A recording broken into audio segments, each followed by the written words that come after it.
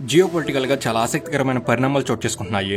ముఖ్యంగా Indian point of వ్యూలో ప్రతి ఒక్కరూ తెలుసుకోవాల్సిన విషయాలు జరుగుతున్నాయి. పాకిస్తాన్ ఏకంగా సౌదీ అరేబియాతో మ్యూచువల్ డిఫెన్స్ అగ్రిమెంట్ చేసుకుంది. ఇటీవల కాలంలో ఖతార్ మీద ఇజ్రాయెల్ దాడి చేయడంతో ప్రపంచంలో ఉన్న అరబ్ ఇస్లామిక్ దేశాలు ఒకటయ్యాయి. దోహా వేదికగా జరిగిన అరబ్ ఇస్లామిక్ దేశాల మీటింగ్ లో కొన్ని కీలక పరిణామాలు చోటు చేసుకున్నాయి. ముఖ్యంగా అరబ్ ఇస్లామిక్ దేశాలన్నీ కలిసి నాటో తరహాలో ఒక భారీ మిలిటరీ అలయన్స్ ను ఏర్పాటు చేసుకునేందుకు ప్రణాళికలు సిద్ధం చేసుకుంటున్నాయి. ఇప్పటికే నాటో అనే వెస్టర్న్ మిలిటరీ కూటమి వల్ల రష్యా ఉక్రెయిన్ యుద్ధం జరుగుతుంది. ఇక ప్రపంచంలో ఇస్లామిక్ దేశాలు అలాంటి మరో మిలిటరీ కూటమిని ఏర్పాటు చేస్తే పర్యవసానాలు తీవ్రంగా ఉండబోతాయి. కాబట్టి అసలు పాకిస్తాన్ కి సౌదీ అరేబియాకు మధ్య జరిగిన ఒప్పందం ఏంటి? దీనివల్ల ఇండియాకు వచ్చే సమస్య ఏంటి? అరబ్ ఇస్లామిక్ దేశాలన్నీ మిలిటరీ కూటమిగా ఏర్పడితే పరిస్థితి ఎలా ఉంటుంది? అసలు అరబ్ ఇస్లామిక్ దేశాలు ఇలా ఆలోచించడానికి కారణం ఎవరు? ఇజ్రాయెల్ ప్రపంచ శాంతికి విఘాతంగా మారిందా? మిడిల్ ఈస్ట్ లో జరుగుతున్న పరిణామాలు ఇండియాను ఎలా ప్రభావితం చేయబోతున్నాయి? ఇలా చాలా ముఖ్యమైన విషయాలన్నింటినీ కూడా ఈ వీడియోలో మనం తెలుసుకుందాం. ఈ వీడియోలో ఇప్పుడు మాట్లాడుకునే విషయాలు మీడియాలో ఎక్కడా ప్రముఖంగా ప్రస్తావిస్తున్న విషయాలు కావు. జియోపొలిటికల్ గా గత కొన్ని రోజులుగా చోటు చేసుకుంటున్న ఆసక్తికరమైన పరిణామాలు. వీటికి సంబంధించి పూర్తి క్లారిటీ రావాలంటే వీడియోని చివరి వరకు మిస్ కాకుండా చూడండి. సో ఇక లేట్ చేయకుండా let's get into the video.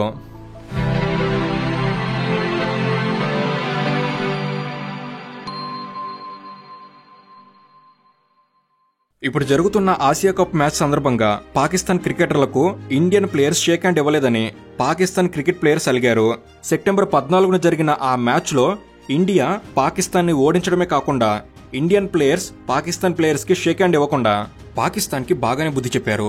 ఇక్కడ పాకిస్తాన్ ప్లేయర్స్ ని ఓడించిన దానికన్నా వాళ్లకు షేక్ హ్యాండ్ ఇవ్వకుండా అవమానించిన విధానమే ఇండియన్స్ కి ఆనందాన్ని ఇచ్చింది. కానీ ఇదంతా స్పోర్ట్స్ వర్కే. ఇక్కడ మన వాళ్ళు పాకిస్తాన్ వాళ్లకు షేక్ హ్యాండ్ ఇవ్వలేదని మనం హ్యాపీగా ఫీల్ అవుతుంటే అక్కడ పాకిస్తాన్ ప్రైమ్ మినిస్టర్ డైరెక్ట్ గా Saudi Arabia crown prince Mohammed bin Salman కి హగ్గిచ్చాడు. Pakistan prime minister Saudi Arabia Saudi crown prince ఇద్దరు హగ్గించుకుంటున్న సమయంలో వీళ్ళ చేతిలో 2 ఫైల్స్ కూడా ఉన్నాయి. కాబట్టి ఇది క్యాజువల్ హగ్ కానే కాదు. విషయం ఏంటంటే సెప్టెంబర్ 17న Pakistan prime minister Shehbaz Sharif Saudi అరేబియాలో పర్యటించాడు. పాకిస్తాన్ ప్రైమ్ మినిస్టర్ పర్యటన సందర్భంగా Saudi Arabia grand welcome arrange చేసింది. పూర్తి సైనిక లాంఛనాలతో F-16 జెట్స్ ఎస్కార్ట్ చేస్తుండగా పాకిస్తాన్ ప్రైమ్ మినిస్టర్ సౌదీ అరేబియాలో అడుగుపెట్టాడు. పాకిస్తాన్ కు లభించిన ఈ గ్రాండ్ రిసెప్షన్ గురించి చెప్తుంటే కొందరికి కోపం రావచ్చు. అయినా ఎందుకు చెప్తున్నామంటే ఒక దేశాధినేత మరో దేశానికి వెళ్లినప్పుడు ఆ దేశంలో లభించే వెల్కమ్ ని బట్టి ఆయా దేశాల మధ్య సంబంధాలని అంచనా చేయవచ్చు. అందుకే ఆ పాకిస్తాన్ ప్రైమ్ మినిస్టర్ కి లభించిన గ్రాండ్ వెల్కమ్ గురించి ఇంతలా ప్రస్తావించడం జరిగింది.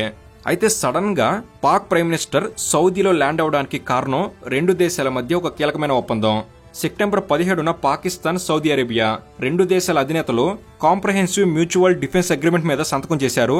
దీన్నే స్ట్రాటజికల్ మ్యూచువల్ డిఫెన్స్ అగ్రిమెంట్ అని కూడా అంటున్నారు. ఈ అగ్రిమెంట్ ప్రకారం Saudi Arabia Pakistan 2 defence cooperation ని మరింత బలోపేతం చేసుకోబోతున్నాయి. పాకిస్తాన్ కి టర్కీ, అజర్బైజాన్, చైనా లాంటి దేశాల నుంచి ఇప్పటికే డిఫెన్స్ కోఆపరేషన్ లభిస్తుంది. కానీ తాజాగా సౌదీ అరేబియాతో చేసుకున్న ఈ ఒప్పందం చాలా ప్రత్యేకం. ఈ ఒప్పందం ప్రకారం పాకిస్తాన్ మీద దాడి జరిగితే దాన్ని సౌదీ అరేబియా మీద జరిగిన దాడిలా పరిగణిస్తారు. ఒకవేళ సౌదీ అరేబియా మీద దాడి జరిగితే దాన్ని పాకిస్తాన్ మీద దాడిలా పరిగణిస్తారు.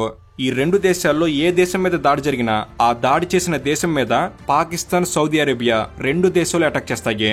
కాబట్టి ఇక నుంచి పాకిస్తాన్ తో యుద్ధం చేయడం అంటే ఒక పాకిస్తాన్ తో మాత్రమే కాదు, సౌదీ అరేబియాతో కూడా యుద్ధం చేయాల్సి ఉంటుంది. ముఖ్యంగా ఇండియా ఇప్పటికే ఆపరేషన్ సింధూర్ ముగిసిందని ప్రకటించలేదు. ఇండియాలో ఉగ్రదాడి జరిగితే మళ్లీ ఆపరేషన్ సింధూర్ కొనసాగుతుందని ప్రకటించారు. ఇలాంటి పరిస్థితుల్లో 2 దేశాల మధ్య ఉద్రిక్తతలు తారాస్థాయిలో ఉన్న సమయంలో శత్రు దేశం ఇలా మరో దేశంతో మ్యూచువల్ డిఫెన్స్ అగ్రిమెంట్ చేసుకోవడం అనేది ఇండియన్ పాయింట్ ఆఫ్ వ్యూలో చాలా కీలకమైన పరిణామం. అయితే పాకిస్తాన్, సౌదీ అరేబియా 2 దేశాలకు ఆర్థిక బలంలో చాలా తేడా ఉంది. 2 ఇస్లామిక్ దేశాలు అయినప్పటికీ పాకిస్తాన్ ఆర్థికంగా పతనం అంచున ఉంటే సౌదీ ఆర్థికంగా చాలా బలమైన దేశం. కాబట్టి సౌదీ అరేబియాకు పాకిస్తాన్ తో చేతులు కలపాల్సిన అవసరం ఏమొచ్చింది అనేది సహజంగా కలిగే సందేహం. కాబట్టి సౌదీ అరేబియా పాకిస్తాన్ తో చేతులు కలపడానికి ముఖ్యమైన కారణం పాకిస్తాన్ వద్ద ఉన్న అణ్వాయుధాలు. ప్రపంచవ్యాప్తంగా 57 ఇస్లామిక్ దేశాలున్నాయి. ఈ 57 దేశాల్లో న్యూక్లియర్ వెపన్స్ ఉన్న ఒకే ఒక్క దేశం పాకిస్తాన్. అలాగే పాకిస్తాన్ పూర్తిగా ఇతర దేశాల ఆర్థిక సహాయం మీద ఆధారపడి నడుస్తుంది. కాబట్టి పాకిస్తాన్ సౌదీ అరేబియా నుంచి ఫైనాన్షియల్ అసిస్టెన్స్ కోరుకుంటుంటే సౌదీ అరేబియా మాత్రం పాకిస్తాన్ వద్ద ఉన్న న్యూక్లియర్ సపోర్ట్ ఆశిస్తుంది. అయితే ఇదంతా ఉంటుంటే ఉత్పన్నమయ్యే మరో ప్రశ్న ఏంటంటే ఇన్నాళ్ళు న్యూక్లియర్ వెపన్స్ గురించి ఆలోచించిన సౌదీ అరేబియా ఉన్నట్టుండి ఇప్పుడు న్యూక్లియర్ వెపన్స్ సపోర్ట్ ఎందుకు కోరుకుంటుంది అని. ఈ సందేహానికి సమాధానం అర్థం కావాలి అంటే జియోపొలిటికల్ గా జరిగిన మరో కీలకమైన సంఘటన గురించి మనం మాట్లాడుకోవాలి. సెప్టెంబర్ 9న ఇజ్రాయెల్ దేశం ఖతర్ రాజధాని దోహా సమీపంలో ఉన్న లెక్తెఫియా అనే ప్రాంతంలో ఎయిర్ స్ట్రైక్ చేసింది. సింపుల్ గా చెప్పాలంటే ఇజ్రాయెల్ ఖతర్ మీద దాడి చేసింది. ఖతార్ అనేది అరబ్ కంట్రీస్ లో one of the most significant country. అదీ కాకుండా ఖతర్ అమెరికాకు అత్యంత సన్నిహితమైన దేశం. ఖతర్ లో అమెరికాకు మిలిటరీ బేస్ కూడా ఉంది. స్ట్రాటజికల్ గా ఖతర్ అమెరికా మధ్య చాలా మంచి సంబంధాలు ఉన్నాయి. అలాంటి ఖతర్ మీద ఇజ్రాయెల్ దాడి చేయడం అనేది అరబ్ ఇస్లామిక్ దేశాలకు ఆశ్చర్యం కలిగించింది.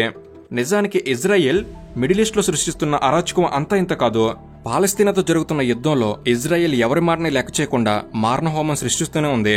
రీసెంట్ గా పాలస్తీనాను ప్రత్యేక దేశంగా గుర్తిస్తూ యునైటెడ్ నేషన్స్ చేసిన తీర్మానాన్ని కూడా ఇజ్రాయెల్ లెక్క చేయలేదు. అమెరికా సపోర్ట్ తో ఇజ్రాయెల్ రెచ్చిపోతూనే ఉంది. కానీ ఖతార్ లాంటి దేశాలకు కూడా అమెరికానే అండగా ఉంటూ వస్తుంది. ఇన్నాళ్ళు ఖతార్ కి సపోర్ట్ గా ఉన్న అమెరికా ఇజ్రాయెల్ దాడి చేస్తే పెద్దగా రెస్పాండ్ కాలేదు. హమాజ్ నాయకులు ఖతార్లో తలదాచుకున్నారు. హమాజ్ నాయకులే టార్గెట్ గా ఈ దాడి జరిగింది. అయితే 2025 జూన్లో ఇజ్రాయెల్ ఇరాన్ మధ్య యుద్ధంలో అమెరికా తలదొచ్చడం, ఆ సమయంలో అమెరికన్ B-2 బాంబర్లు ఇరాన్ మీద దాడి చేస్తే రిటాలియేట్ అటాక్స్ లో భాగంగా ఇరాన్ ఖతార్లో ఉన్న అమెరికన్ బేస్ మీద దాడి చేసింది. ఇరాన్ ఖతార్లో ఉన్న అమెరికన్ బేస్ ను దాడి చేస్తే ఈ దాడి ఖతార్ మీద జరిగిన దాడి కాదు, అమెరికా మీద జరిగిన దాడి అని ఖతార్ స్టేట్మెంట్ ఇచ్చింది. దాంతో ఇజ్రాయెల్ ఇప్పుడు మేం ఖతార్ మీద దాడి చేయలేదు, ఖతార్లో ఉంటున్న హమాజ్ నాయకుల మీద దాడి చేసామని చెప్తుంది. ఏది ఏమైనా ఖతార్ మీద జరిగిన దాడి అరబ్ ఇస్లామిక్ దేశాల్లో సరికొత్త ఆలోచనలకు ఆద్యం పోసింది. ఇజ్రాయెల్ ఆగడాలని అడ్డుకోవాలి, పూర్తిగా అమెరికా ఇస్తున్న మిలిటరీ సపోర్ట్ మీద ఆధారపడితే సరిపోదు అన్న అభిప్రాయానికి ఇప్పుడు అరబ్ ఇస్లామిక్ దేశాలు వచ్చాయి. దాంతో అరబ్ ఇస్లామిక్ దేశాలు సొంతంగా తమ డిఫెన్స్ స్ట్రెంత్ ని పెంచుకునే ప్రయత్నాలు మొదలుపెట్టాయి. ఇందులో భాగంగా సెప్టెంబర్ 15న ఖతార్ రాజధాని దోహాలో అరబ్ ఇస్లామిక్ దేశాల ప్రతినిధులు అత్యవసరంగా సమావేశమయ్యారు. Saudi Arabia, Iran, Iraq, Turkey, Egypt ఇలా మిడిల్ ఈస్ట్ ఇస్లామిక్ దేశాలతో పాటు ఇండోనేషియా, మలేషియా లాంటి సౌత్ ఈస్ట్ ఆసియా దేశాలు కూడా ఈ సమావేశంలో పాల్గొన్నాయి. ఖతార్ మీద ఇజ్రాయెల్ చేసిన దాడిని ఖండించడమే కాకుండా రీజనల్ పీస్ కి ఇజ్రాయెల్ ఆటంకంగా మారిందని అరబ్ ఇస్లామిక్ దేశాలన్నీ నిర్ణయానికి వచ్చాయి. ఇక్కడి వరకు అంతా బాగానే ఉంది. కానీ ఈ సమావేశంలో ఒక ప్రమాదకరమైన ఆలోచన పుట్టుకొచ్చింది.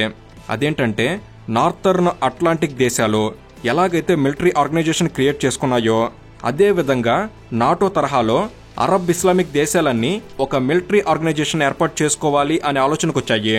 అరబ్ ఇస్లామిక్ దేశాలు ఏర్పాటు చేసుకునే ఈ మిలిటరీ కూటమికి సంబంధించిన ప్రయత్నాలు ఇంకా మొదలు కాలేదు. కానీ ఇలా మిలిటరీ ఆర్గనైజేషన్ ని ఏర్పాటు చేసుకోవాలి అనే ఆలోచన మొదలు కావడం కూడా ప్రమాదకరమే.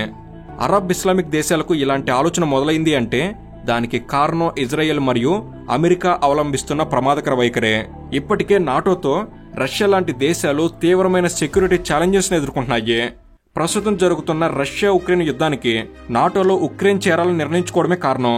ఎందుకంటే నాటో సభ్య దేశాల్లో దేని మీద దాడి జరిగినా నాటోలో సభ్య దేశాలన్నీ యుద్ధం ప్రకటిస్తాయి. కాబట్టి ఇప్పుడు అరబ్ ఇస్లామిక్ దేశాలు కూడా ఇదే తరహాలో మిలిటరీ కూటమికి ఏర్పడి ఏ అరబ్ ఇస్లామిక్ దేశం మీద దాడి జరిగినా ఆ దేశాలన్నీ కలిసి పోరాడాలనే ఆలోచన చేస్తున్నాయి. ఈ ఆలోచన పూర్తి స్థాయిలో అమలైతే ఆ కూటమిలో పాకిస్తాన్ భాగమైతే పాకిస్తాన్తో యుద్ధం చేయాల్సి వచ్చిన రోజున ఇండియా మొత్తం అరబ్ ఇస్లామిక్ దేశాలతో పోరాడాల్సి ఉంటుంది. ఆయా దేశాల మద్దతుతో పాకిస్తాన్ మరింత రెచ్చిపోయే అవకాశం కూడా ఉంది. అయితే అరబ్ ఇస్లామిక్ దేశాల మిలిటరీ ఆర్గనైజేషన్ ఇంకా పూర్తి స్థాయిలో మొదలు కాలేదు. మిలిటరీ ఆర్గనైజేషన్ ఏర్పాటు చేయాలనే ప్రతిపాదన ఇంకా ఆలోచన రూపంలోనే ఉంది. కాబట్టి ఇందులో సౌదీ అరేబియా లాంటి దేశం ముందుగానే పాకిస్తాన్తో కాంప్రహెన్సివ్ మ్యూచువల్ డిఫెన్స్ అగ్రిమెంట్ని చేసుకుని న్యూక్లియర్ వెపన్స్ సపోర్ట్ను పొందే ప్రయత్నం చేసింది. కానీ ఈ ప్రయత్నం ఇండియన్ ఇంట్రెస్ట్కి, ఇండియన్ సెక్యూరిటీకి ప్రశ్నగా మారింది. అయితే సౌదీ అరేబియాకు పాకిస్తాన్కు మధ్య జరిగిన ఈ అగ్రిమెంట్ మీద ఇండియా స్పందించింది.